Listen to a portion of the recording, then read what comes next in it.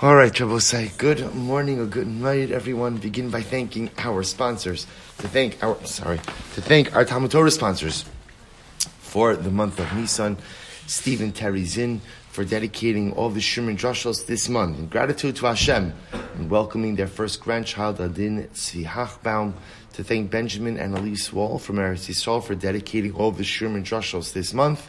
In gratitude to all of those who make the shiurim accessible beyond the confines of the Beis Midrash, specifically Moishe, Abramson, and Jeremy Lasson. To thank Shimmy Batsheva Messing, dedicating all the shiurim Midrashos this month in honor of the Bas Mitzva of their daughter Lilah, and Paul and Kathy Pollack for dedicating the shiurim Midrashos this month in memory of Paul's parents Shmuel ben Zechariah, Leah Bas Avrohom, and great-grandmother Tziril Bas Rav Dov. To also thank our Week of Learning sponsors, Neil and Pam Weissman, for dedicating all the shurim this week in memory of Pam's father, Chazin Yisrael Zundel ben Yehuda Leib. We hope that on the merit of our Talmud Torah, all of the neshamas will have an aliyah, the families and Chama and Abose. With that, let us begin. So today's daf is daf tes. You did your homework in Meretz Hashem, so we are picking up on daf tes. We're picking up 2, 4, 6, 7 lines down from the top. So remember again, get a beautiful and incredible daf yesterday. We moved a little bit quickly, but hopefully you saw some of the beautiful agarata in your homework as well. So today we pick up with an interesting sugya. So the Gemara says as follows, Tani. So the Gemara says, Yavesh kizayis tivri Rabbi Nisan. So the Gemara says, interestingly enough, remember we began this already yesterday a little bit, a discussion regarding the halachos of hotzah. So we discussed the idea that when you go out and you carry something on Shabbos, you're only chayiv if you carry out an amount that is significant, that is chashuv. So we spent already a little bit, this sugya began yesterday, we're trying to figure out when it comes to wine concentrate, right? How much wine concentrate do you have to carry in order to be chayiv? How much water do you have to carry in order to be chayiv? So the Gemara says something very interesting. Yavesh, if you go ahead and you carry out a dry measure. Now the Tikkun Chadatin says, this is talking about if you go ahead and you carry out congealed wine. So what's the shear if you carry out congealed wine? So the Gemara says, Kizayis. It's Kizayis.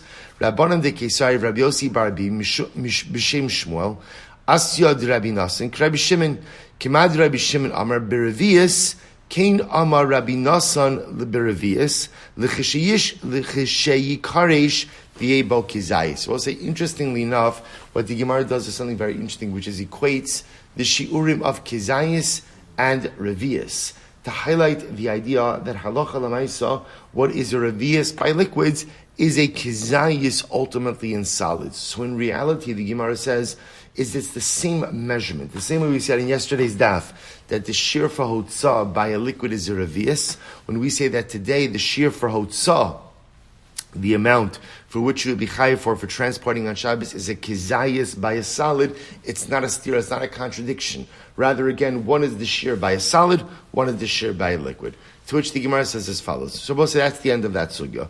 Rabbi Simon b'Shem Rabbi Yoshua ben Levi, Maisa beper das Rabbi Shemesa. Supposed to listen to this interesting story.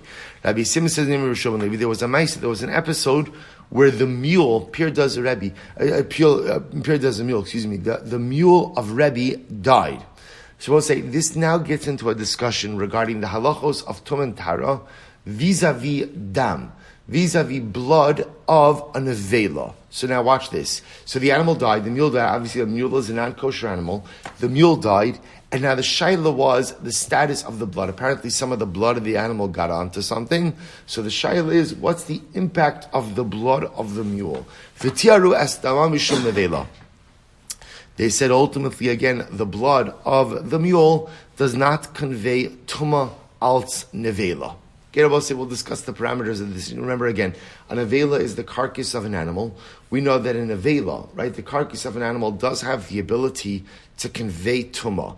You might have thought that the blood has the same din as the actual carcass, but the Gemara says over here that they said over in the name of Rabbi Yoshua ben Levi that the blood did not convey tumah. Okay, Vishal Rabbi Eliezer, Rabbi Simon, and Rabbi Eliezer asked Rabbi Simon, by the way, ad kama.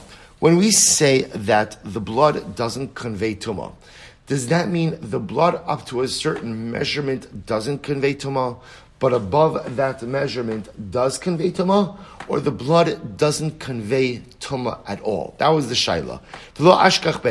And I will say, interestingly enough, Rabbi Simon did not answer Rabbi Eliezer. And I will say, interestingly enough, not only did he not answer, but lo ashkach be almost sounds like he ignored him. He ignored him. So Rabbi Simon ignored Rabbi Eliezer. So the Gemara says, V'shal Rabbi Yoshua ben Levi. So fine, Rabbi Eliezer went on, and he asked Rabbi Yoshua ben Levi, what's the halacha? V'amar lei, ad revius tahar, yoser me revius tameh. And interestingly enough, Rabbi Yoshua ben Levi said, the blood of the mule is tahar up until a revius, but more than a revius, it will convey tumah. Ubash l'Rabbi Eliezer, al delo chazar le Rabbi Simon shmu asam. And Rabbi Eliezer was very upset at Rabbi Simon, that Rabbi Simon ignored him. Rabbi Eliezer was offended. He did almost say, it's interesting, by the way, we said like a number of Gemaras last couple of days, there's people getting offended. An incredible lesson about, people are sensitive in different ways, and you have to be careful. It's this fine line that on one hand, it's difficult to be sensitive in ways that are unreasonable, right? There are some people that are just overly sensitive, and anything and everything you do somehow offends them. So it's difficult to be careful with people who are overly sensitive, but Lamaisa to at least maintain some level of sensitivity to people's feelings. So you see over here that Rabbi Yoshua ben Levi, that Rabbi Eliezer was upset at Rabbi Simon, that Rabbi Simon ignored him. Okay, so we'll come back to that in just a moment. Rav Bibi Havi Yosef, Masni Adin Uvdas. Rabbi Bibi was sitting and he was teaching this sugya. So let's remember again, all of this began with the mule of Rebbe that died. And so the shaila was, again, the discussion over here was, what's the impact, ultimately, again, of the blood of the mule? So it was said that they said the blood was tahar. So Rabbi Eliezer's question was, blood was tahar up to a certain amount, but more than that amount is going to be tameh, or blood is just unequivocally tar? That was the question. So remember, again, just to follow the story. Rabbi Eliezer asks Rabbi Simon pretty much ignores him. Rabbi Eliezer asks Rabbi Yoshua ben Levi, and says, up until the revius it's tahar, more than a revius it conveys tumah. Rabbi Bibi Havi Yosef Masnei Adin Uvda. Rabbi Bibi was sitting and said over this particular episode, Amar Rav Yitzchak bar Bisna, Ad revius tahar, yoser mikan tameh. So tell me, when we say, same exchange, do we say that it's tar up until revius, but more than a revius is going to convey tumah? Uba'at be. I will say, interestingly enough, ba'at be means he did not want to answer. He didn't want to answer. So I'll say, so remember again, this is now Rav Bibi asking the question to Rav Yitzchak bar Bisna, and Rav Yitzchak bar Bisna doesn't want to answer. If you look at the Tiklin Chadet in Ba'at Bey, Tacheu shelaratzel ashivo v'lo nagu bo kavod. See, he didn't answer him. Or see, he ba'ad. We'll say ba'ad literally means what? It literally means kick, but it doesn't, of course, literally mean kick over here. It rather means he pushed him away. Right? He set him aside. He didn't want to answer. Amrli Rabbi Zreika began the shalacha at ba'at bey. So I'll say in this case over here. So remember again. So Rav Yitzchak bar Bisna didn't want to answer Rav Bibi. So the Gemara says Rabbi Zreika said to Rav Yitzchak bar Bisna, I don't understand, because someone asked you a question and you didn't want to answer. You treat the questioner in a disrespectful way. Amrli, he said no. Begin to la havadaiti bi. Ba'atina Bey. So we'll say this is incredible. So Rabbi Yitzchak bar Bisna says, I wasn't trying to be difficult, and I wasn't trying to go ahead and purposely ignore the questioner, but rather, again, my mind wasn't focused. It was a very profound Gemara. Rabbi Yitzchak bar Bisna says, I was unable to answer the question because my mind wasn't focused. Why? What was wrong with Rabbi Yitzchak bar Bisna that his mind wasn't focused? I will say, watch this. So the Gemara says, Amrlei, I'm sorry. So, but Amarle Rab Zrika began the shalacha ad bad. Amarle began the lo havadaiti bi batina be. Because I was unfocused, ultimately again I was unable to answer. Why was he unfocused? Da Amra bichanan v'hayu chayecha tuluyim lecha mineged. We'll say when the pasuk says now the Gemara is quoting over here the psukim from the Tochacha, right? So the pasuk says literally, your life will be suspended opposite you. What does that refer to? This refers to a person who buys wheat per year. Or he buys enough wheat to last him for the year. The boss said, now what's so bad about that? Take a look at the tiklin chadatin for just a moment. Shalokech chitin ve'in lo karka. He doesn't own real estate. He doesn't own land. So the tiklin chadatin writes, shetei ema shetei. Ve'in lo karka shetei emes ha'aretz titzmach bezriyaso ve'tzedek mishayin nishkaf al yodei geshavim masha eno ken kisholkech al shana chitin del shana haba eno yodei im yiyalo b'ma likach v'im yechitin. We'll say this is the issue. When you purchase wheat, you are dependent on other people. The idea is that when you don't own your own land, and you cannot go ahead and reap the bounty from that land, there's a certain amount of insecurity. Now, what's interesting about this is as follows. It's not like there's so much security, right, when you're a farmer, because even when you're a farmer, you still have to rely on the fact that there's going to be rain, that there's going to be sun. But at least when you're a farmer and you own your own land, there's a certain level of security that comes from that.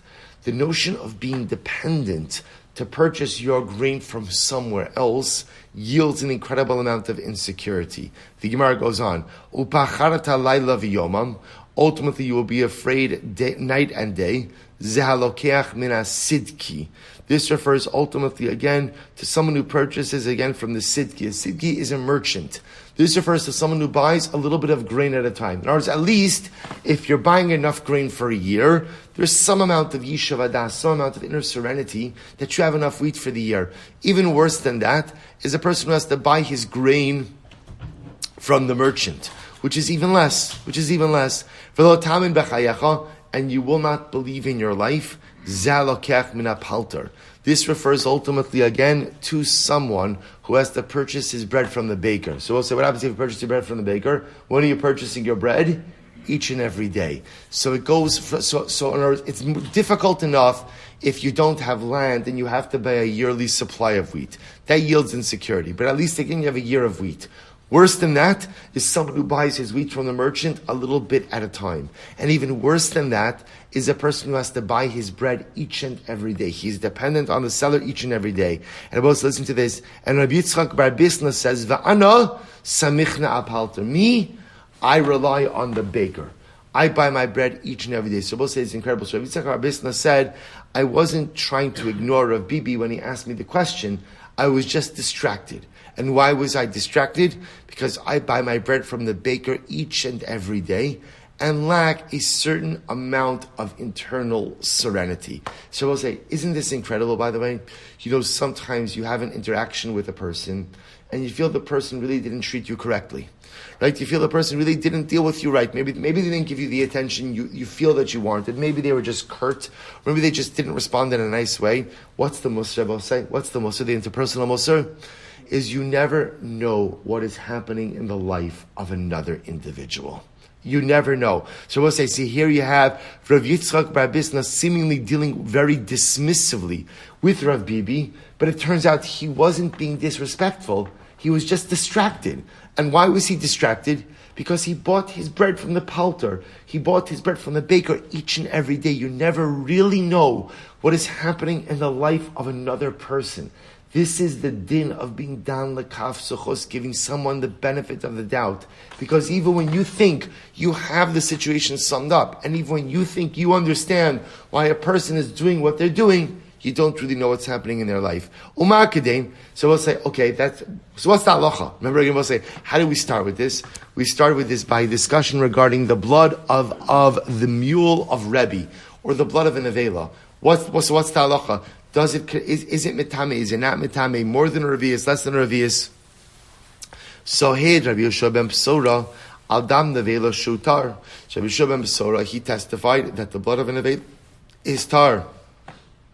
So ma'utar. So we'll say, so that seems to indicate to us that it's tar. So maybe not ma'utar. Tar medachach shir. Maybe what it means is it's tar in that it doesn't count as one of the 7 liquids, which makes something receptive to receive tumah.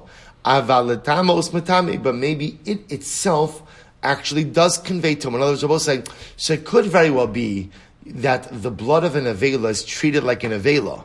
And the same way that a kezayis of an avela conveys tumah, maybe the blood of an avela conveys tumah as well. And maybe when Rabbi Yeshua ben Pesora said that the blood of an avela is tar, maybe what he just meant is that it doesn't count as one of the 7 liquids to make something else roi lekabel tuma. So Taman Tanina we learned dama sheretz kibsaro. So we'll say we learned that Allah Lamaisa, the blood of a sheretz. So remember again, a sheretz is any creepy crawly thing, a rodent, anything else. So the blood of a sheretz is like the flesh of the sheretz itself. Kibsaro. Mitame ve'eno machshir. So we'll say, interesting enough here, the Gemara says that the blood of a sheretz is just like the flesh of a sheretz. Just like the flesh of the sheretz conveys tumah, so too the blood of the sheretz conveys tumah as well. Ve'eno machshir. But interesting enough, we'll say the blood of a sheretz does not go ahead. It's not machshir, which means the blood of a sheretz does not count as one of the 7 liquids that make something right lekabel tumah. Ve'ein lanu kiyotze bo, and there is nothing else that is like the blood of a sheretz. Now, both say this seems to me tell us what, that it's only the blood of a sheretz that conveys tumah like the flesh of the sheretz. But no other blood has the status of this, which would seem to indicate to us what? That the blood of an avela does not convey tumah like the flesh of the avela. The sheer tumah so shedama mitame kibsaro, and ultimately again the sheer, right? The measurement in which the dam will convey tumah is just like the basar. It's just like the flesh. So the same sheer of the flesh. So we'll say if you take a look, if you take a look, well, let's see. So the Master will say, and I'll just point out that for the flesh of a sheretz, right, the flesh of a sheretz conveys tumah even bekadosha, even a very small amount. So the Gemara is saying the same way that the flesh conveys tumah in a small amount, so too the blood of a sheretz conveys tumah in a small amount as well. But again, for our purposes, the Gemara seems to very clearly be indicating that what? That Allah Lamaisa, the blood of an avela will not convey tumah. Rabbi Yossi, Pligi Batsheva Messing. So Rabbi Yossi said, in fact, this is a machlokes between Amaram. Chad Amar Tameh v'Chad Amar Tar. One opinion said that the blood of an avela conveys tumah. One said the blood of an avela doesn't convey tumah. Man da Amar Tameh Rabbi Huda. Uman da Amar Tar Rabbi Shobem Sor. The one who says that it's tameh, he holds like Rabbi Huda, and the one who says that it's tar, he holds like Rabbi Yoshua. Amar le Rav Avduma demin nechusa. V'yeyos, this is true. To Rabbi Yehuda, Moraina debeina siyah. Rabbi Yehuda was the posek for the house of the Nasi. So we'll say, so just as part of a matter of curiosity, so what is the halacha? So does the blood of an avela convey tumah or not? So we'll say, interestingly enough, the Rambam, this is in Hilchos Tumas Ochlin, halacha yud, Perek Yod Halacha Gimel. So listen to this. Hadam Manei min Hamashkim Hu Adam Ashoses B'Shashchita min Abehema V'Chai V'Ovos Tohorim. Aval Gami Kiluach Ino Machshesh Adayin Chayim. Fine. So we'll say, so now listen to this. The halacha is that the only type of blood that is one of the liquids that allows something to be receptive to tumah is blood that comes out at the time of the shchita of a kosher animal. That's the only type of blood that has the ability to make something receptive to be makabel tumah. But listen to this. He goes on, he says, V'chein dam shchita bebehima b'chai ba'ofos hatmein v'adam yotze malecha v'marei v'dam ashchin v'abubos tam tzabasar kol elo eno metamin v'lo machshir el harin kisharim peres. But also listen to this. Oh, this is fascinating halacha. For our purposes, only blood that comes out at the time of shchita is one of the 7 liquids which makes a food item, or any item for that matter, receptive to being makabel tumah. But blood, any other kind of blood, so let's say blood from non-kosher animals, right? Blood from an avela, from a mule, that blood does not make something roi lekabel tumah, nor does that blood convey tumah. So, for example, what the Rambam is saying is that halacha l'maisa, the blood that comes out of an avela, in this case the mule of Rebbe, does not have the status of the nevela, and does not convey tumah, and does not have the ability to make something receptive to tumah. The only exception to this rule is v'dam hasheretz kibsaro mitame ve'ino machshir. The exception to this rule is the blood of a sheretz. The blood of a sheretz has the status of the flesh of the sheretz. Ve'in lanu kiyotziv. The Rambam uses the same lashon, and there is nothing else that is like the blood of a sheretz. Good. Let's say that's the halacha. Let's go right there. Tani Rabbi Shmuel, kavatz lo yisrom mibnei hashad. So it's very interesting. Rabbi Shmuel says someone with long hair. We'll say, coming back to, remember again, the Mishnah said that when you go in to withdraw the money, you have to be beyond reproach, right? You can't be any suspicion that you're pocketing any of the money. So you can't go in with a hem on your garment. You can't go in with shoes, with a sandal, with tefillin, with an amulet. Now the Gemara adds in here, long hair. Long hair, you can't go in. Why? What's the concern? Because once again, potentially you could hide money inside of your long hair. Tanya Gizbarn hay mefasasin bikilkin. So also listen to this. The Gizbarin, so the Hashem says, mefasasin bikilkin means if they were wearing woolen garments that had strands of wool, you can see like what tzitzis, they would make sure to comb out the strands before they went in to take the money. Why? Because remember, once again, if the strands get tangled, they could form a little bit of a net, a solid piece, and you could potentially wrap up money in the strands. So they would separate out the woolen strands of their garment before they went in to withdraw money. We'll listen to this interesting idea. Tani, midabrin hayu imo mishashu nichnas achashu yetze. So furthermore again, when the person went in to withdraw money, they would go ahead and talk with him. They would engage him in conversation the entire time. From the time he went in to the time he went out. We'll say, why? Why? What does that do? Prevents him from putting money in his mouth. Right? Now again, remember, the idea over here is, I want to be clear, not that we're suspecting the person who's going in. That's the whole yisod of it. Remember, if you have such suspicions about a person, then what? Don't send him in, send someone else. The idea over here is not that we're concerned that the guy going in is stealing money, but the idea is that the process has to be beyond reproach. The individual has to be naki, has to be totally clean. So the Gemara says, Tani, why don't you just have him fill up his mouth with water? In other words, why don't you have him fill up his mouth with water before he goes in, and they can spit out the water when he comes out? That way you know for sure that his mouth was filled with water. There's nothing more to talk about. He didn't put any money into his mouth. So the Gemara says, so we'll say this is actually quite interesting. Because as we're going to see, there was a bracha that was made. There was a bracha that was made before a person would withdraw the money. And obviously, if you had water in your mouth, you could not make the bracha. Isn't that incredible? I'll say. We're going to see over here that we'll see what the bracha is. So the Gemara says as follows: Rabbi Shmuel bar Nachman b'Shem Yonasan b'Torah b'Nevim Ksuvim Ma'asanu sh'Adam tzarich latzeis yedei brios k'derech shu tzarich latzeis yedei hamakom. So we'll say we're going to see that in Tanakh, Torah Nevim and Ksuvim, we have psukim that highlight this idea that one must be beyond reproach in the eyes of man, in the same way that one is beyond reproach in the eyes of HaKadosh Baruch Hu. So we'll say, this is the Yisur. We began to speak about this yesterday. This idea that a person is not allowed to see. Often it's tempting to say, I don't care what anyone thinks. As long as I know I'm doing the right thing, that's enough. And what the Gemara clearly tells us is, that is incorrect. A person does have to care what other people think, and a person's actions have to be beyond reproach in the eyes of man. So the Gemara says we have examples of this in all of Tanakh. The Gemara says, "But Torah minai." Where do you see this in the Torah? The pasuk says, "You shall be clean. You shall be clean in the eyes of Hashem and of Yisrael." B'neviim minai dichsev el Elokim Hashem v'gomer v'Yisrael hu yada b'ksuvim minai. So we'll say again that pasuk quoted over there was from Yehoshua. Was from Yehoshua. El Elokim Hashem hu yada v'Yisrael hu yeda. It is known in the eyes of God and it is known in the eyes of Yisrael. What about in Ksuvim?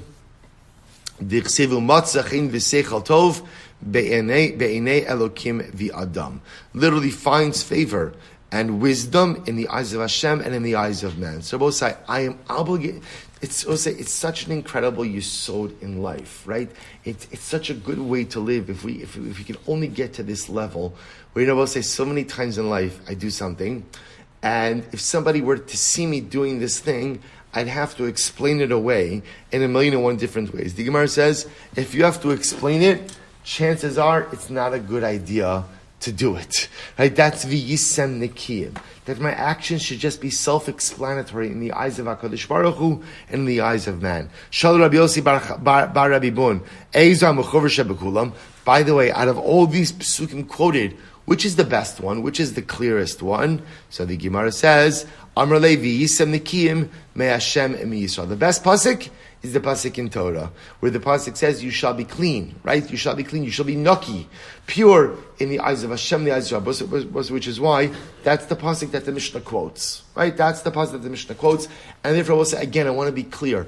We don't actually have any suspicions regarding the guy going in to withdraw the funds. Because as we just said before, if we had actual suspicions about him, send someone else. But the idea is, even though we have no suspicions about him, remember again, if the Mishnah would tell you can't go in with the hem of the garment and the guy going in was the guy we suspected, or he can't wear an amit, he can't wear tefillin, or can't have long hair, there's no chiddush. There's no chiddush. The idea is, even though I don't suspect him, I still can't have him go in with long hair, with shoes, with sandals, with tefillin, with an amulet, right? Without conversing with him. Why V'yisem Nikim? V'yisem Nikim. We'll say, what a muster about a way to live. Beautiful. Mishnah. Let's say this fast. We made reference to this in yesterday's daf as well.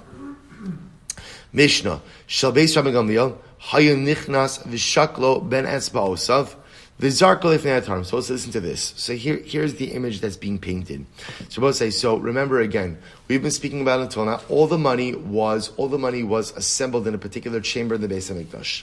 Now we've established that 3 times a year, someone would go in to go ahead and withdraw money. Remember again, what did he withdraw money with? Quick review, what did he withdraw money with? 3 utensils, 3 kalim. Right? How large are those utensils? They each held 3 sa'ah, which we discussed again, a sa'ah, somewhere between 4 and 5 gallons. And they would label the receptacles, Aleph, Beis, Gimel, or Alpha, Beta, Gamma, and they would fill them up. Now watch this. So the Gemara says, the Mishnah says over here, that as the individual was filling up the utensils, in the household of Rabbi Gamliel had a very interesting practice. What was their practice? Someone from the household would walk into the chamber with his chatzi shekel between his fingers. So in other words, the coin itself was visible. And what would he do? The zarkol lifnei hatorei, he would throw it in the pile of money closest to the guy who was making the withdrawal. V'hatorei miskavein v'dachvu l'soch hakupa. And what would happen? The guy who was doing the withdrawal would see the coin, and he would purposely pull that coin into the kupa, into the basket, or into the receptacle. So we'll say, so what was happening over here? You see, the members of Rabbi Gamliel's household wanted to make sure that what? That their coin was chosen. So what would they do? They would wait until the actual withdrawal was happening. And then they would go in to where the guy was withdrawing the money to the chamber with their coin visible and essentially throw it down right in front of the guy who was doing the withdrawal. The guy then who was doing the withdrawal would make sure to pull their coin into the basket. We'll discuss why this was. Ein hatorem adshu omer lahem esrom veim omrim lo tarum. Furthermore, again, the guy making the withdrawal, there was a process. I will say first he would say, "Should I withdraw?" And they would say, "Withdraw." Taram es harishon v'chiba bekatablios. So we'll say, what happens after he would make the first withdrawal? So we'll say, remember again, even though you're withdrawing 3 receptacles worth of money, obviously there was still a lot of leftover half shekels, right? There's a lot of money there. So what would happen? After he would perform the first withdrawal, he would cover the rest of the leftover coins with a leather cover. That's katablios, is a leather cover. Hashniya, v'chiba b'katablios, same thing when he would go in for the second withdrawal. So the second time I will say. So let's go with the first opinion, that the withdrawals were done 15 days before Pesach, 15 days before Shavuos, 15 days before Sukkot. So he would go in for the first withdrawal, he would withdraw the money. Remember, so he'd fill up 3 receptacles, right, 3 kupos, that each hold 3 sa'ah. There's still a whole bunch of leftover coins. What would you do? They would cover the leftover coins. He would cover leftover coins with a leather cover. Same process with, so we'll say, then remember, then what would happen? What would happen? In between Pesach and Shavuos, we'll say, what would occur? What would occur? More coins come in. Because we'll say, remember, again, not everything gets in by Nisan. We saw this already. Right? So now more coins would come in. Now we'll say, now what would happen is, the second withdrawal then, which was done, let's assume when? 15 days before Shavuos, he would come in again, and where would he take this second withdrawal from? Where did the second withdrawal? It would come from the coins that accumulated on top of the leather cover. So the leather cover covered the leftover coins from the first withdrawal. Right? All the coins that were there already 15 days before Pesach, right? Which essentially is the first of Nisan. Put the leather cover, then a whole bunch of other coins would come in between the first withdrawal and the second withdrawal. Second withdrawal was done from those new monies that came in. Then what would happen? Same idea. V'chiba b'katablios. After the second withdrawal was made, then he would put a leather cover over what? Then the quote-unquote leftover coins. The leftover coins after the second withdrawal. Then Rabbi say, what would happen? He would come in 15 days before Sukkot, and then what would have occurred? More coins came in. Hashlishes lo haya mechaper. Rabbi say, interestingly enough, now the third withdrawal was done from the new monies that came in as well. But I will say, after the third withdrawal, he did not cover the leftover monies with a leather cover. Ultimately, again, why would he cover the leftover monies? Lest he go ahead and withdraw from monies that were already withdrawn. Then I both say, now the idea over here is, as we're going to see, according to this approach in the Mishnah, once you did a withdrawal, whatever money you got from the monies accumulated, great. The rest of those shkalim became what's called tiklin atikin, old shkalim, or leftover shkalim. We'll discuss exactly what you do with those. So they both say it's really fascinating. So one more time, you would come in, you would do the withdrawal, fill up 3 baskets or 3 utensils of 3 sa'ah each, cover the leftover shkalim with a leather cover. Okay? Then more shkalim would come in afterwards, right? Sometime after the 15 days before Pesach. Second withdrawal, 15 days before Shavuos. Come in, take from the coins that accumulated on top of the leather cover. Whatever you have left over from there, put another leather cover. Third and final withdrawal for the year occurs 15 days before Sukkot. That comes from the money accumulated on top of the second leather cover. They would withdraw whatever money was left over at that point in time. No more leather covers, right? They wouldn't cover anything again. So the Gemara says, "Torah masarishon l'shem Eretz Yisrael." So I'll say, interestingly enough, they went ahead and they called the first collection was done on behalf of the Jews of Eretz Yisrael. Now remember again, we saw a very interesting fact about the way the withdrawals worked. Remember, when they did the first withdrawal, Rabbi say, who was included in that first withdrawal? Who was part of that first withdrawal? Remember? Everyone.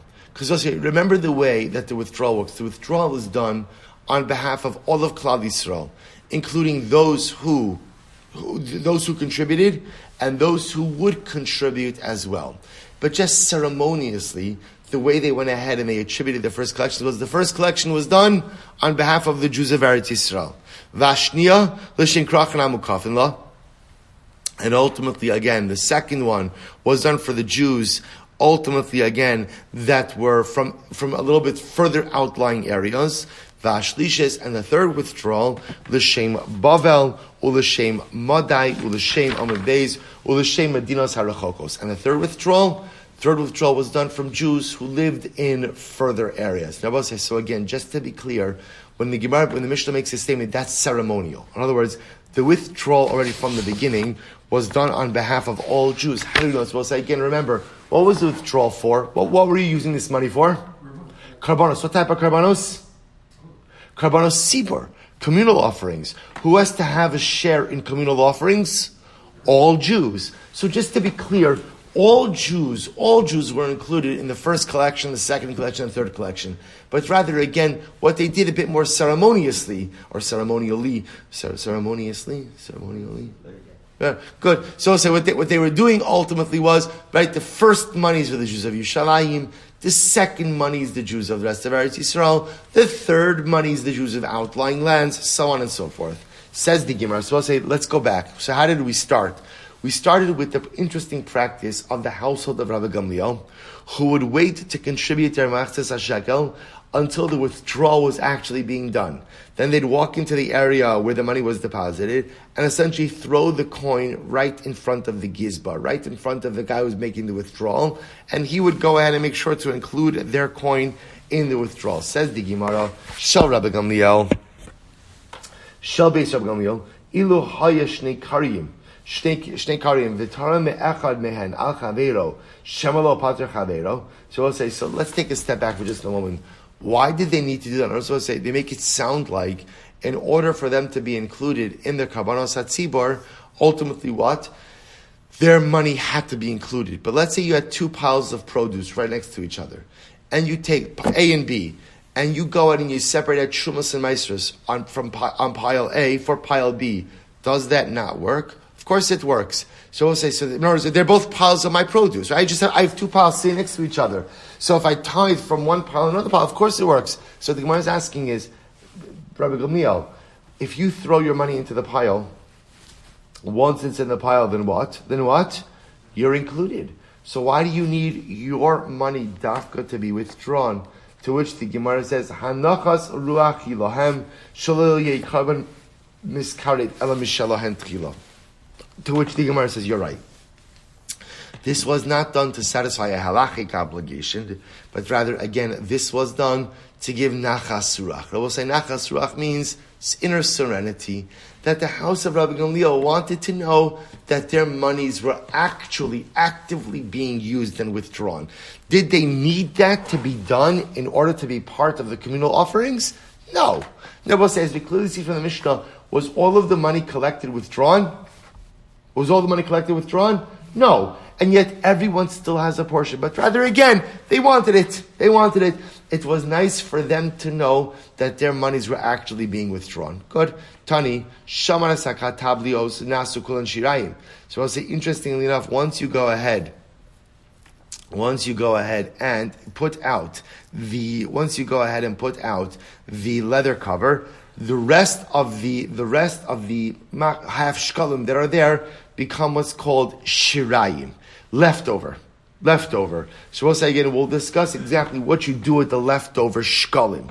So the Gemara says, Tani, shlishis hi haisa ashira shebekulan. And we'll say it's very interesting. The third collection, this is fascinating, the third collection, which also means, remember, as we pointed out, the shkalim came in at different intervals. So the third collection was actually the richest collection. Now, why was that? Shahayu ba istarios shazov v'darkono shazar. Remember again, we saw before that when you were bringing in machtes shekel, half shkalim, from faraway lands, Chazal gave you the right to do what? Remember to do what? To redeem, to exchange them onto larger coins, just to make the transport easier.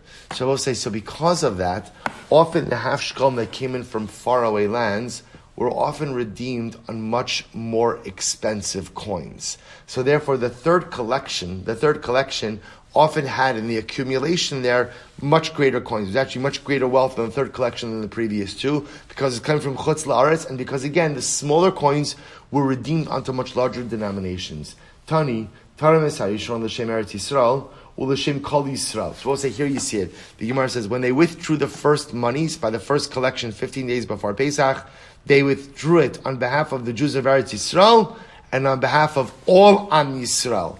Shnia L'Shem Krachin Amukafin. The second collection was done for the Jews of the walled cities. U'L'Shem Kol Yisrael, and on behalf of all the Klal Yisrael. V'Ashlishes L'Shem Bavel U'Madai U'L'Shem Medinos Harachokos. The third withdrawal was done for the Jews of Babylonia, Madai, faraway countries, U'L'Shem Kol Yisrael, and on behalf of all the Jews. We're supposed to say, so this brisa is a bit more explicit than the Mishnah, because the Mishnah also said, first withdrawal, Jews of Eretz Yisrael. Second withdrawal, Jews of the walled cities, which was the outskirts of Eretz Yisrael. Right? Third withdrawal, Jews of faraway lands. Here the brisa just adds in, yes, first withdrawal, Jews of Eretz Yisrael, and all of Klal Yisrael. Second withdrawal, Jews of walled city, and all of Klal Yisrael. Third withdrawal, Jews of faraway lands, and all of Klal Yisrael. So we'll say, see over here, that it's much more ceremonial to say Jews of Eretz Yisrael, Jews of walled cities. We'll say, by the way, what do you mean walled cities? Remember, we'll say that refers to Jews who lived on the outskirts of Eretz Yisrael. Because where did you have walled cities? Where did you have walled cities? On the border. Right? So what it means is it was just ceremonial and also made sense because, again, remember, the further you were, the more time it took for you to get your machzis shekel in. Beautiful. So the Gemara says, Tani, notal min harishona afa bishesh barishona, notal min hashniya. So I say, remember again, now, after you did the first withdrawal, as we said before, you cover the remaining coins with a leather cover. Now that's true even though there's still money left. There's still money left. Notal min hashniya. See, even though there's still money left in the first, you still do a new withdrawal from the second monies collected, which is monies which came in after you covered the leftover first monies. Similarly, again, natal min hashniya af pi sheyesh b'shniya, notal min hashlishis. And I will say, same idea when you come to the third collection, even though there was still money left in the second collection, you only took from the new monies which came in post-second collection. Why did they collect all the money? I don't understand. Money came in at different times. But they left. When they went to collect, they didn't take it all. Right. So that's what it's saying. They wouldn't go ahead. They would leave that money. Remember, after the first collection, you cover the leftover monies, and then the new monies that come in, because they want to be able to do the collections from each batch of money that comes in. That's the goal over here. You want every collection to have a withdrawal for the karbanos tzibur. That's the idea. If you would just collect from the first, it could be that all the monies would come in from the first, and it would leave out the second and third collections. That way, again, you ensure that some money for communal karbanos comes from each wave of collections. So the Gemara says, interestingly enough, the Gemara says, Shalosh Lishis. So we'll say, what happens, interestingly enough, so Bepashtos, the way this would work was, remember, they wouldn't put a leather cover on the leftover monies after the third collection. Which means that, let's say you needed more money. So we'll say, so they do the first collection, cover up the leftover monies, cover up the leftover coins with the leather cover. Good. More money accumulates between the first collection and the second collection. Second collection done from the newly acquired monies. Do the second collection, cover the leftover monies with the leather cover. Now more money accumulates between second collection and third collection. Go ahead and do the third collections from those newly acquired or newly accumulated monies. But let's say after they do the third withdrawal, now we need more money. We need more money. So what do you do? We'll say, so they would not, remember, they wouldn't cover the leftover monies after the third collection. Which means that if you needed more money, where would you take it from? Where would you take it from? The leftover monies from the third collection. Good, says the Gemara. What happens, Shalosh Lishis? Let's say you used up all of the monies from the third collection, which also means you did the third collection, and then you went back and you took more money and you cleaned that. So let's say now, remember, so when you walk into the chamber of Chatzi Shekels, what do you see now? What do you see now? The leather cover. Right? What's underneath that leather cover? Second. Money from the second collection. So now watch this. Shalosh Lishis, Chozer l'Shniya. Then you take off the leather cover and use the surplus funds from the second collection. Shalosh Shniya. What happens if you finished up the monies from the second collection? Uncover the first batch of money. Chozer l'Rishona. Shamu Shlashtan. This is very interesting. What happens if you used up all of the monies? So what's the halacha? Chozer v'shokel. Ultimately, again, you go ahead and you collect again. Look at the tiklin chadatin. He says shokel tiklin chadatin. V'hainu heichad dahayu karbanos merubin v'otzia kol ad gimel kol tima parak habeis v'loratzlom alikach me'ashirin. So we'll say, so again, interestingly enough, if somehow you run out of money, what can you do? Another collection. Very interesting. You can do another collection. Good. So the Gemara says, Rabbi Meir Omer chozer l'shirayim. Rabbi Meir says, interesting enough, Rabbi said that no, you can go ahead and go back to leftover shekalim. Rabbi says we're going to see very often there was also leftover shekalim from previous years. Rabbi Meir says that Allah Lamaisa, you can go back to previously collected shekalim.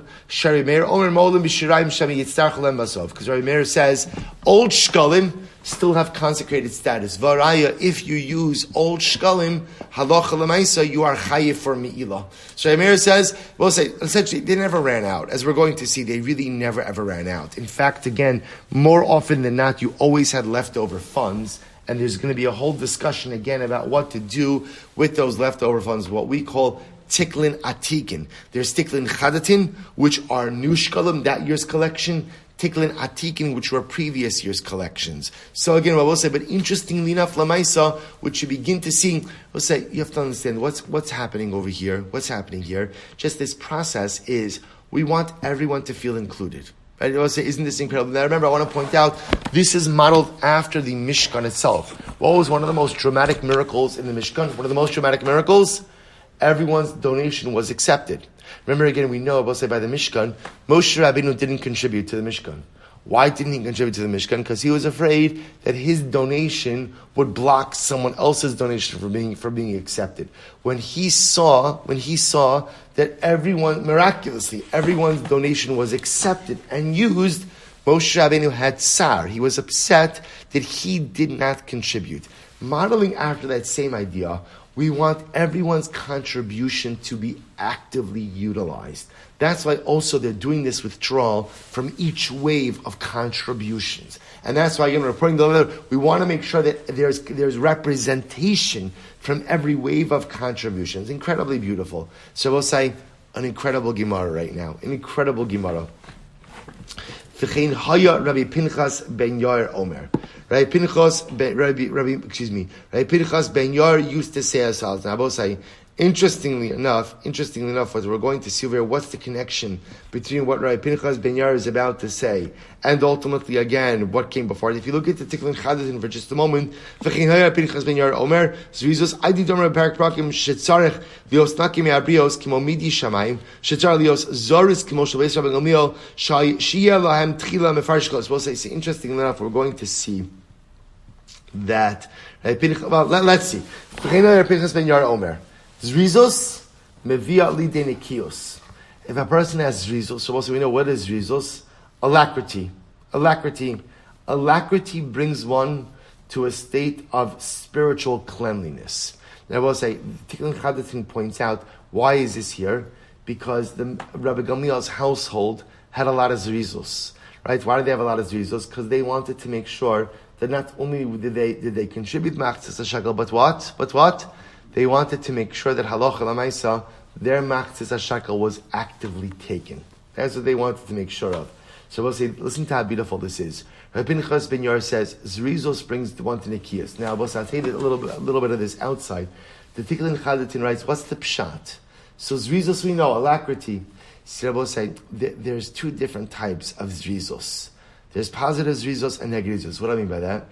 There's a Zrizos to go ahead and run to do a mitzvah, and there's a Zrizos to run to avoid negative activity as well.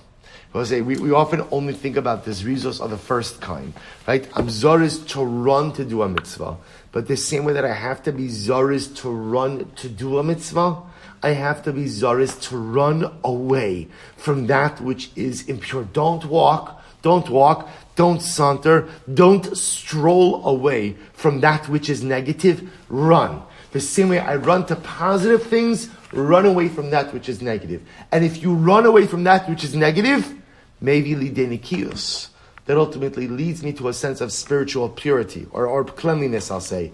Nikios, and I will say, if I run away from negative things, see, I will say, if I run away from that which is impure, I run away from negative influences, I run away from temptation, then nikios, maybe lidei tara, then ultimately, again, that leads me to a state of tara.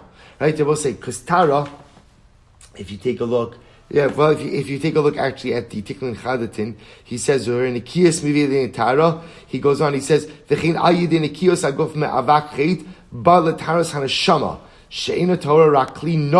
so I'll say, if a person goes ahead and runs away from that which is impure, that leads one to a state of tara, to a state of purity.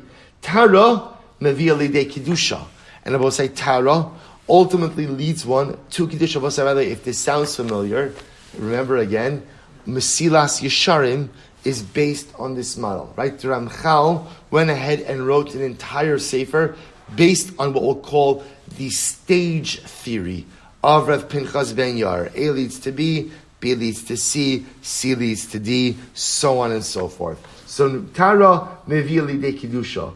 Ultimately, again, Tara Tahara leads me to Kedusha. So I'll say, interestingly enough, what's Kedusha? What's Kedusha? So if you look in the Karban HaEdah, he writes that Kedusha is Kedushas Halev HaMachshava. Purity of heart, purity of thought. So we'll say, what you see is something very interesting. If you condition yourself in a behavioral way, right? So if I run away from that which is negative, behaviorally, I run away from impure negative things, that ultimately creates a certain sense of Tahara. Tahara ultimately again creates Kedusha. So we'll say what we begin to see is that my spiritual state is influenced by my physical behaviors. Kedusha, mevi anava. Kedusha, right? So again, Kedusha, which means that ultimately, again, remember, according to the Karban HaEdah, Kedusha means purity of heart and purity of mind. That leads to humility. Because Rabbosai, when I begin to work on the way I think, and I begin to work on purity of thought, I begin to see how much work I have to do. Because Rabbosai, we all know that, it is much easier to control my behaviors than it is to control my thoughts. And when I begin to see how much of a struggle it is to control the way that I think, that leads me to a sense of humility. And I recognize that I still have so much more work to do. Anava, maybe yirasachit. And when I realize ultimately again that I have so much more work to do, that ultimately leads me to yirasachit, to fear of sin. Because Rabbosai, when I'm humble, I realize how frail I am.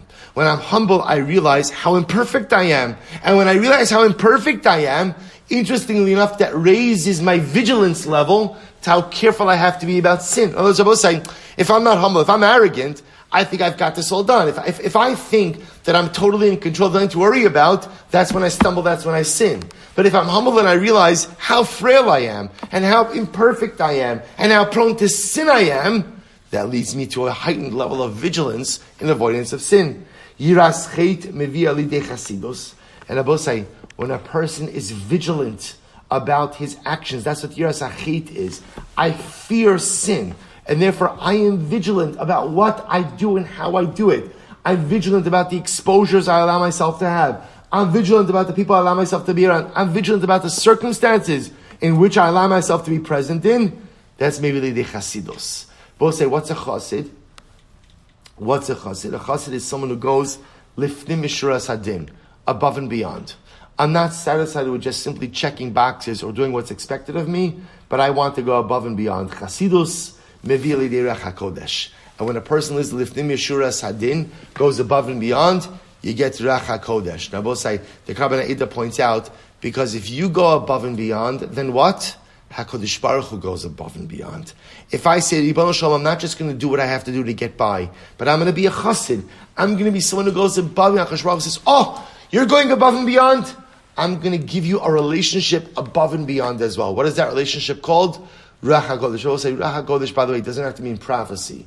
Ruach HaKodesh just means a heightened God awareness, a heightened God experience. If you go above and beyond for God, God goes above and beyond for you. Such an incredible idea. So the Gemara says, when you have Ruach HaKodesh, mevi alidei tchias hamesim. Wow.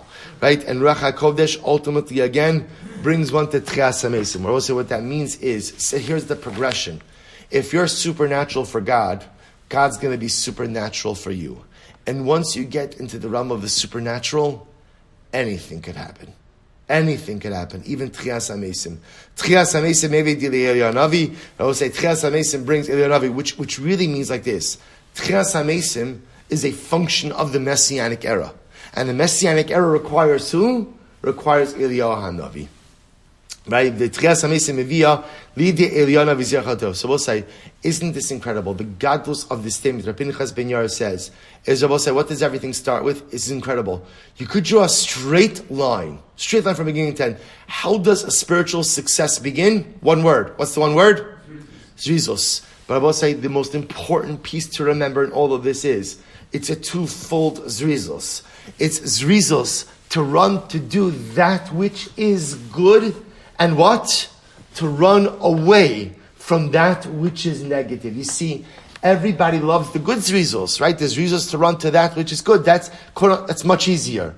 It's much more difficult to run away from that which is negative, from that which is tamei, from that which is treif, to that which is destructive. But Rabbi said that's what Zrizos is. And you could draw a straight line between Zrizos and Eliyahu Hanavi. Between Zrizos and Moshiach. Everything starts with that one step which has two chalakim. Run towards that which is good and run away from that which is negative and harmful. And if you keep that up, step after step after step, there is a straight line progression from Zrizos, ultimately again to Mashiach. But I will say, what's the other Moshe Pinchas Ben Yair is saying? Is spirituality is a process. It's a process. You can't go from 0 to 16 under 3 seconds. Right? I will say it takes time. It takes time. Spirituality is a ladder. You go up one rung after the next. And I will say, again, we speak about this extensively. Rabbi Nachman speaks about this. I'll say Rabbi Nachman quotes, it's actually quite beautiful. The Gemara in Meseches Pesachim, if you remember, had a line, Yesh zoriz v'niskar v'yesh zoriz v'chote. Sometimes a person could have zrizos and they get schar, and sometimes a person could have zrizos and they're a sinner. Asks Rabbi Nachman, Rabbi Pinchas Ben Yair says, zrizos is great. How could zrizos ever be bad? Rabbi said, listen to this incredible yisod. Rabbi Nachman says, when is zrizos bad? What do you think? When is zrizos bad? Zrizos is bad, says Rabbi Nachman, when you try to jump or skip steps in spiritual growth. See, Rabbi say, sometimes zrizos is bad. Right? When I try to, spirituality is a process, and it's a step process, and you go from A to B to C to D. If you try to go from A to D, that's bad. That's Rabbi Nachman says, Yesh zoriz v'chote. Sometimes zrizos is bad. Sometimes zrizos could be great. Do what you have to do quickly. Avoid negative things quickly, but don't skip steps. Don't skip steps. I was having this conversation like this with someone who told me he just turned 40 and he's ready to start learning Kabbalah. So it's funny because I was going to say to the person, it's excellent. First, you should work on davening with a minyan. Right? Why don't you go not? I don't give most of. I'm saying just like before you're going to Kabbalah, which is great. I'm sure it's great, right? I think there are like a couple of steps in between that, like putting on tefillin every day, davening tefillin b'tzibor, working on Kabbalah. Again, is learning Kabbalah incredible? 1,000%. But if I'm not doing basic things and now I'm jumping to Torah Sanistar, that zrizos is actually again counterproductive. Zrizos. Yesh zoriz v'niskar, yesh zoriz v'chote. Zrizos is great, but it leads to step 2, and step 2 leads to 3, 3 leads to 4, so on and so forth. And if you keep down the journey, I will say, see, here's the chap. If you keep down the journey, you'll get to Mashiach. Let's just finish off the sugya quickly. So the Gemara says, Zrizos mevila. In case, all the Gemara is going to do till the end of the parak now is just talk about the psukim that Rabbi Pinchas Ben Yair bases his model of spiritual growth upon. Here we go. Zrizos mevila de nekiyos d'chsiv v'chila mechaper. Nekiyos mevila de taro d'chsiv v'chipar la'akon v'tahira. So we'll say again, these are just the psukim that back up. Rabbi Pinchas Ben Yair didn't invent this. Interestingly enough, we're going to see he gleaned it from the avoda of Yom Kippur. Right? The pasuk says v'chila mechaper. When the kohen finishes up his avoda, he will achieve kapara. So kilo means you don't just finish up, but you finish up quickly. That's rizos, right? Nikios maybe. So that's rizos maybe de nikios. Nikios maybe de tara. How do nikios brings that tara? Dichsev v'chiper ala kohen v'tahira tara maybe de kedusha dichsev v'tara v'kidusho kedusha maybe de anava dichsev ki kohamar Hashem ram v'nisa shochin ad v'kadosh mamaron v'kadosh ashkon v'azdaka v'shafa ruach. Anova mivi alidei yiras hachet d'chsev ekev anova yiras Hashem yiras chet mivi alidei chasidus d'chsev v'chesed Hashem me'olam v'yad olam al yireav chasidus mivi alidei ruach hakodesh d'chsev az dibarta bechazon l'chasidecha ruach hakodesh mivi alidei tchias hamesim d'chsev v'nasati ruchi bachem v'chisem tchias hamesim mivi alidei Eliyahu zachor l'tov d'chsev hine anochi sholeach lachem es Eliyahu hanovi Lifnevo Yom Hashem Hagodol V'Anavosai. The Torah we just read on Shabbos Hagodol. So how do you know ultimately again that Tchias HaMesim leads to Eliyahu Hanavi. We'll say, so again, remember, the way we translate that is, what do you mean Tchias HaMesim leads to Eliyahu Hanavi? No, it's that once we are Ra'ui for Tchias HaMesim, by definition, that necessitates Eliyahu Hanavi. And that's what the Pasuk says. Hini anochi sholach lachem es Eliyahu Hanavi lifnei bo yom Hashem. Eliyahu Hanavi comes before the great day. So once you're on a level that you deserve Tchias HaMesim, by definition that triggers the obligation for HaKadosh Baruch Hu to finally dispatch Eliyahu Hanavi. So I will say, what an incredible Gemara. Well, I will say, I urge you, it's Chol Hamoed, hopefully you have a little bit of extra time, so I urge you to take the time to reflect on this Gemara. Rav Pinchas Ben Yair teaching us two incredible lessons. I will say, first of all, that spiritual growth is mamish. You could draw the line from Zrizos to Tchias HaMesim, to Mashiach. Everything starts with Zrizos. Not simple Zrizos, twofold Zrizos. Run to that which is good, run away from that which is harmful and deconstructive. Number two, I will say, Rabbi Nachman's words, Yesh zariz v'niskar, yesh zariz v'chote. Zrizos could sometimes become the beginning, the catapult for incredible spiritual growth and accomplishment, and sometimes erroneous zrizos could become the undoing of the individual. Zariz, to take the right steps in the right sequential order, is incredible. But Zoris, to skip steps, could chas v'shalom be the undoing of it. I will say, let's end. Look how this ends. So incredible. Tara b'sheri meir omer. We'll say, listen to this. Kol mi shekavua be'eretz Yisrael. Anyone who establishes his residence in Eretz Yisrael. Right? There was like kavua. Someone who creates a kaviyas in Israel, and how incredible that we're learning this during one of the regalim. Whoever establishes residence in Eretz Yisrael, umedaber b'lashon HaKodesh, and speaks Lashon HaKodesh. Lashon HaKodesh, well, so remember again, speaks, we translate it as Hebrew, but understand, of course, modern Hebrew is not Lashon HaKodesh, it's a derivative. It means speaks the language of the land, speaks Lashon HaKodesh, va'ochel peirosav b'tara, and a person eats his fruits, which is a reference ultimately again to the fruits of Eretz Yisrael, right? And he makes sure to eat the fruit in a state of ritual purity. I will say, take a look for just a moment. Take a look. Peiros betara and neged nefesh hatzomacha. So I'll say, so a person goes ahead, because remember again, what you eat impacts your physicality. So a person makes sure to eat the fruit of Eretz Yisrael in a state of ritual purity. The kori kriya shema baboker uba'erev, and you make sure to say Shema in the morning and in the evening. Yehe muvusar sheben olam haba hu.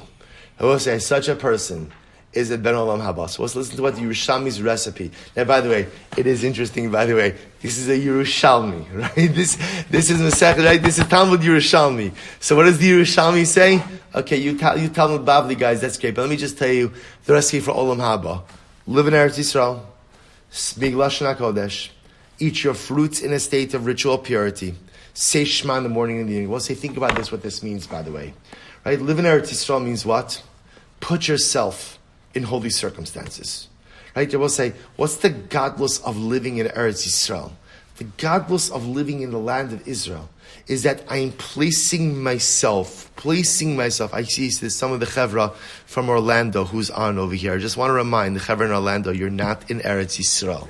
Just because you have some palm trees and a lot of Israelis, that does not make it Eretz Yisrael. So I'll say, so again, what happens when you go ahead and you live, although the sky does look beautiful on Jeremy Lasson's picture over here. It does look quite beautiful. So I'll say, so what's the idea? Right? The idea is when you plant yourself in Eretz Yisrael, so you're going ahead and surrounding yourself with Kedusha. You see, I will say so much of spiritually successful living is surrounding yourself with the right influences. That's what it means. Shekavua be'Eretz Yisrael. What does it mean to be kavua in Eretz Yisrael? To be kavua means I'm embedding myself in a life structure of holiness. It's not just what you do in life that's important. It's where you put yourself. It's the circumstances in which you place yourself. So if I place myself in the right life circumstances, surround yourself with Kedusha. Number two, medaber b'lashon HaKodesh. How do you talk? Let's say how a person talks says so much about who they are. The words I use, what I talk about. We'll say, what does it mean? You think medaber b'lashon? What does it mean to be medaber b'lashon hakodesh? Is that a reference to Hebrew? We'll say, by the way, Jews did not always speak Hebrew. Right? In fact, when Mashiach comes, everybody's going to start speaking Hebrew. Mashiach's for sure going to speak Yiddish. That's number one. Right? I will say, what do you think? We're going to talk our regular languages. What do you mean? This will say. First, I just want to point out, speaking Hebrew by itself, where do you see that that's a Milah? Well, it is a Milah. Because remember, again, one of the things that the Jews did not change when they were in Egypt was their Lasson. But perhaps Medaber Belashon HaKodesh means, I speak in a holy way. It's not just a reference to the language you speak, but it's a reference to how you talk. Because how I talk and what I talk about is the greatest snapshot of where I'm holding in life. So step one, embed yourself in a lifestyle of Kedusha. Number two, make sure what you talk and how you talk about, what you talk about, are dvarim shebekdusha, are holy things. Number three, ochel peirosav betara. Bosai means what? Literally, eat your fruit in a state of ritual purity. What it means is, how do you engage in physical pursuits? When you satisfy your physical wants and needs, is that done as a total gashmi experience, a total physical experience? Or do you find the ability to infuse holiness, ruchnius, into the gashmius? Isn't that the ultimate success of the Jew? To infuse ruchnius into the gashmius, ochel peirosav betara. That when you eat, how does a Jew eat? When I eat, it's kedusha also. Because why am I eating? I'm fueling my body because I want to go on to accomplish great things. My gashmius is not an ends, it's a means to my ruchnius. Kor kriya shema bavokir be'erev. So what means what? I'm constantly working on my relationship with Hashem. What Shema? Shema is Kabbalah's Omachu Shamayim. Right? Shema ultimately is the acceptance of the yoke of heaven. Every morning and every evening, every day, I am working to further my relationship with Hashem. Such a person, Abosai, person who lives in Eretz Yisrael, establishes for himself a framework of Kedusha, Medaber B'Lashon HaKodesh, is careful what he talks about and how he talks about it. A person who's Ochel Peirosav Betara, infuses Ruchnius into his Gashmius. Person who's Kori Kriya Shema Shachris V'Arbis, I work on my relationship day and night. Such a person is truly a Ben Olam Haba. But also I would posit that I think, remember again, when we speak about a person who's a Ben Olam Haba, it doesn't just mean where you're going after 120. When Chazal speak about the Ben Olam Haba, that also means what? About how to make your Olam Hazeh into an Olam Haba as well. There's the ability to make this world into the world to come. How? If you infuse meaning into it. If you live a life of meaning, create the right spiritual framework, go ahead and speak in the right way and about the right things. Infuse ruchnios into your gashmios. Work on your relationship with Hashem every morning and every evening, each and every day. Then not only will you have a lichtiga gan Eden, a lichtiga olam haba after 120, but you'll be able to transform your olam hazeh, this world experience, into something magnificent as well. Hadron alach, perek b'shlosh prakim. We'll say shkoyach. We'll continue with the new parak tomorrow. All right, Chevron Zoom, a great schus to learn with all of you. Mamish, wonderful to see all of you. Wishing everyone a good mayit and a miras Hashem to be continued tomorrow. Shkayach Abosai.